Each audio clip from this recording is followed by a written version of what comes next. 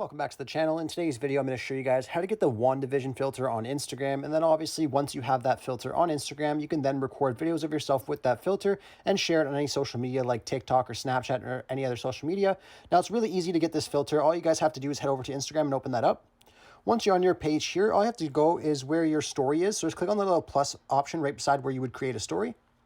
It would bring you to this. Now what you want to do is just go over all the way to the right. You will see browse effects here. So just slide all the way over to the right, click on that, and then just go to search at the top. And you just want to search for WandaVision right here, just like that.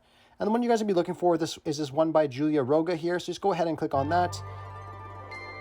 And then once you're in here, all you have to do is click on try it, or you can just click on that little download option right here beside the arrow. So just go ahead and click on that. And now it's saved to your camera roll. So now if we head back over to our stories right here, you will then see the WandaVision filter here. Let me just find it really quick. So it's right here. Now you guys are able to go ahead and create your own videos or pictures with this on it. Anyhow, I really hope I was able to help you guys out with showing you guys how to get this filter. If this video does help you out, be sure to leave a like on the video and subscribe for more. Thanks for watching.